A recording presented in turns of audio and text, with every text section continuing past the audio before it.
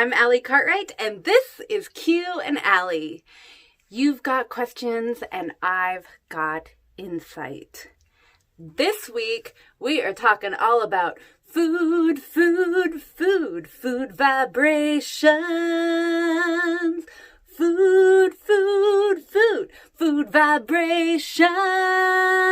Okay, I'm done now.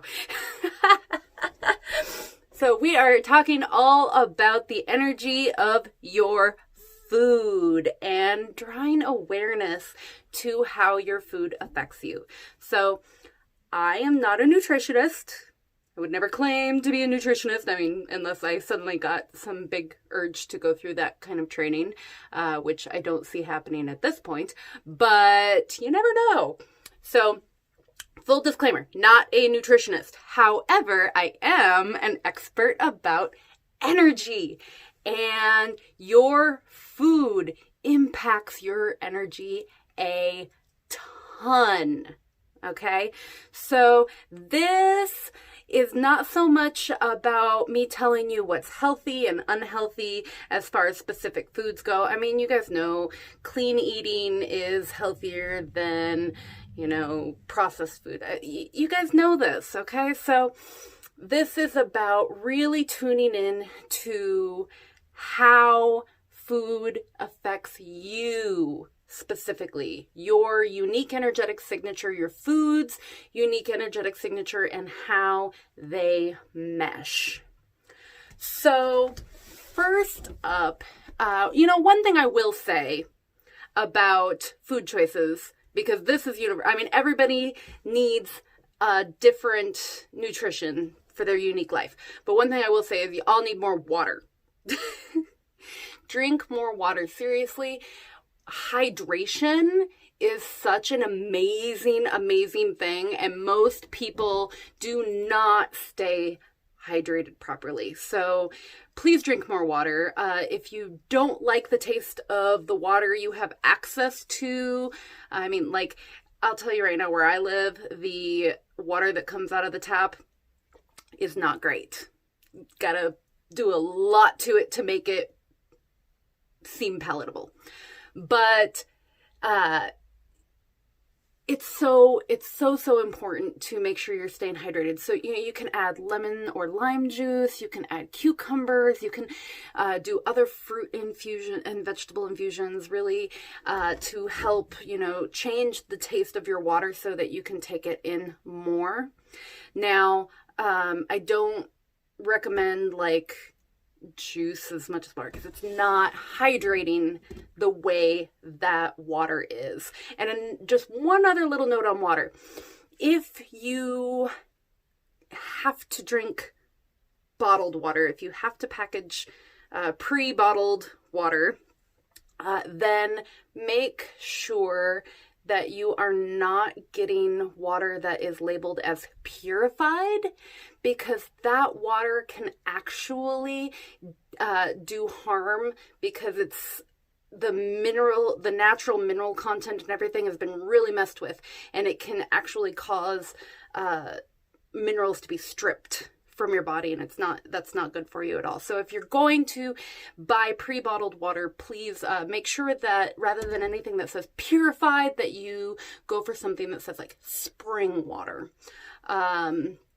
something like that. Just purified is a trigger word to look out for. It's not a good thing. So anyway, the energy of our food. Now, there's so much on this subject, but really it comes down to just tuning in and noticing how your food really affects you, because it's not as simple as just saying, oh, well, Cheetos are, really processed and full of chemicals, and so they're super unhealthy for you. I mean, not that that's incorrect, but say that, there's something from your childhood that make Cheetos a major comfort for you. And when you eat a handful of Cheetos, it just can take you out of anxiety and make you calm and centered. Well, that's amazing. And that's a good thing. So sometimes it's about balance more than, you know, the nitty gritty specifics of the food you're eating, what the nutrient content is and everything, because really our psychological connection to food plays a huge role in how we process it.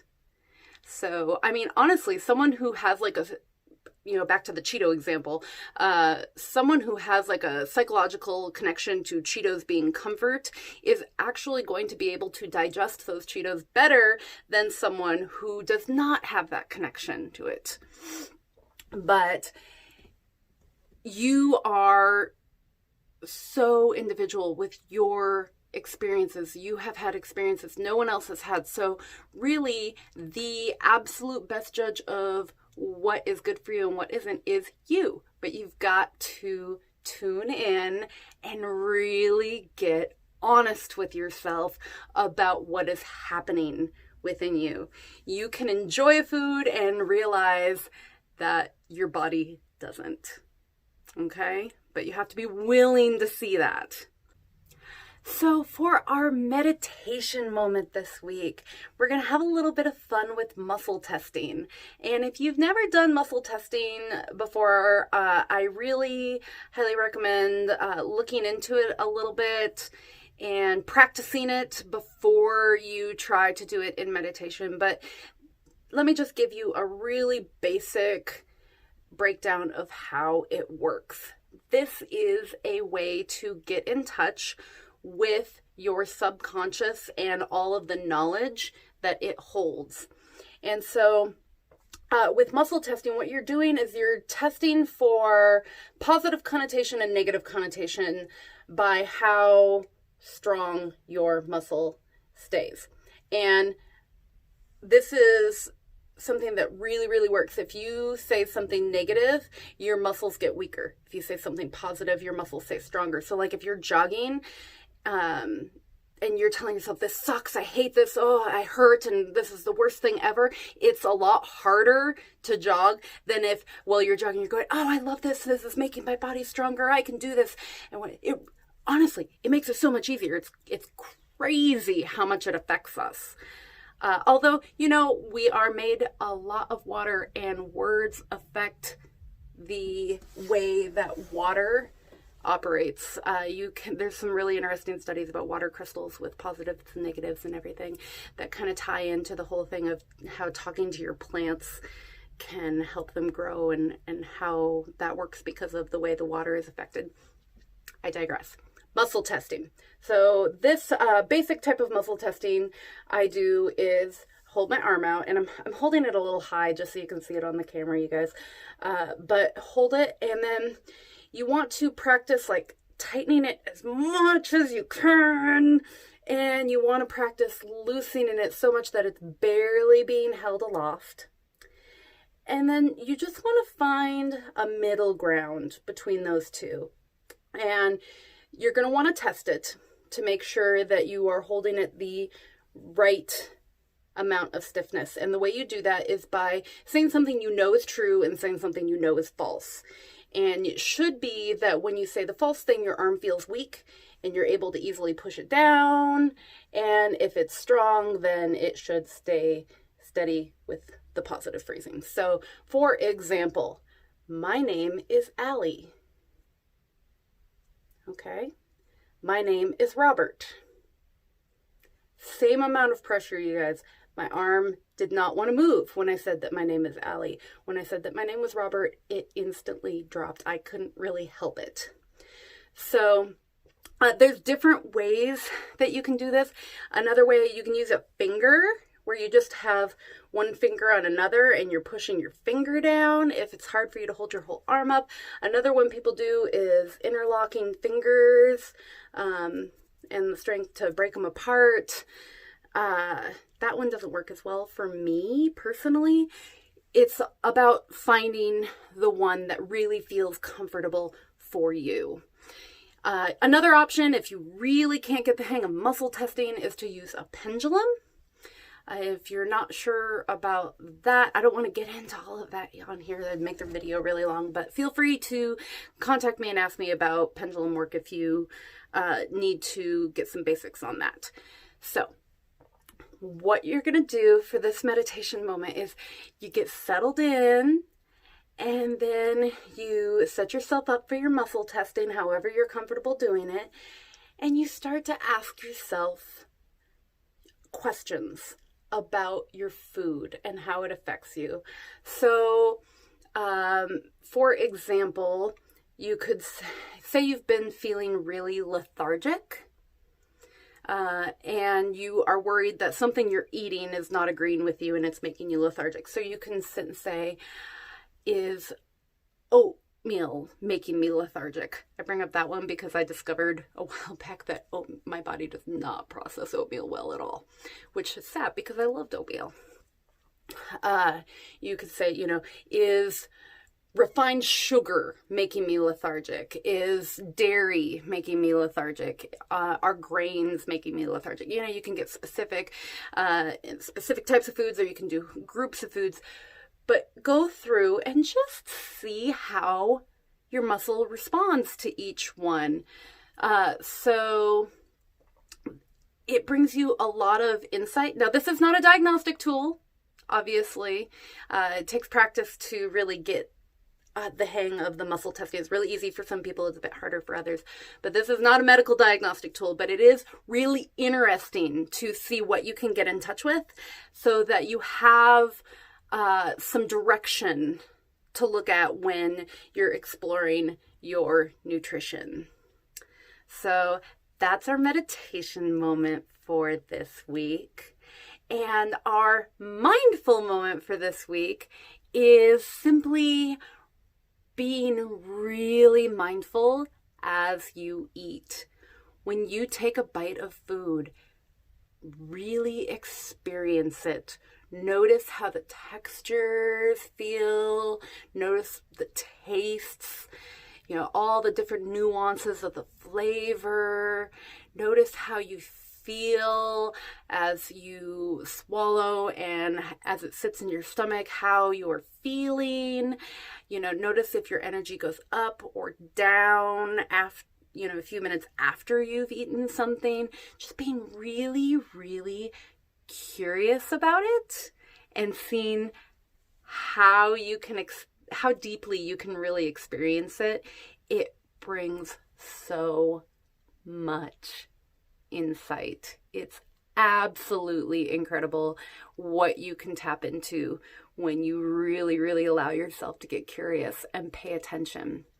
And it has some added benefit because one of the big issues that people run into with nutrition is the speed at which they eat. This is a major one for me. I have an extreme habit of just mowing down and not even noticing my food until it's gone. Even if it's something I really love and I want to enjoy, it's very easy for me to be mindless about eating. And when you practice getting mindful about it, it allows you to slow down, which improves your digestion. And also when you have a good mental state around your eating, that also improves digestion. So you're just making the whole thing an easier and more positive experience, which is really great. So finally, our mantra moment for this week is actually something to get in the habit of saying to your food. Thank you for nourishing me. Our food does so much for us. Our water does so much for us. And by making a conscious effort to be grateful for that, to really embrace the nourishment that you're receiving, is a powerful and beautiful thing. So this mantra, probably not one you're going to sit and repeat over and over in a meditative style, but it's such a great one to really focus on as you sit down to eat. Even if you're just having a snack at your desk as you're doing something else, say you've got some trail mix and that you're going to eat, just grabbing it and just before you pop it in your mouth, thank you for nourishing me. Pop it in your mouth, boom. You have done so much for yourself in that tiny little gesture. Okay, everyone, that is our episode for this week. I hope that you have so much fun and get so much insight, really drawing awareness to your food and beverages and how they support you and this physical body that you are experiencing this life in. It's just such a great thing, getting in touch with your food vibrations. So, one little note. This is an afterthought. I'm sorry, but I wanted to mention to you all, because this is a big thing with food energy. Where you source your food from can have a huge impact on the energy of your food. So say, for example, meat. Yeah, I'm not a vegetarian. I understand why a lot of people are vegetarian and vegan. I get that. But I am not a vegetarian, and I actually have some dietary reasons that it would be very, very hard for me personally to be a vegetarian, but I digress. Getting a steak from a factory farm where a cow was locked up and filthy and miserable for its very short life, that meat is going to have all of that trauma and that sadness in its energy. That is going to be seriously, seriously ingrained into that meat. But if you get a steak from a cow that lived on a farm where it was treated well, it was well cared for, and it was happy, and it got to graze and move, and it had joy in its life, that's going to be ingrained in the energy of that meat. And it's going to be a lot healthier for you than that factory farm meat was. So that's another thing that's just really, really important with our food. I really think one of the reasons that nutrition has gotten so much worse in the last few decades is because of factory farming. The more you can source food locally and sustainably and make sure it's fresh and that it was raised ethically and all of that, the better off you're going to be. Okay, that is all I have for you all this week. So I hope you have a great week. Get out there, pay attention to your food, notice how it affects you, see what little changes you can make to feel better every day with your food choices. And yeah, this has been Q and Allie. I'm Allie Cartwright, and I hope that you live fully, laugh lots, and love yourself.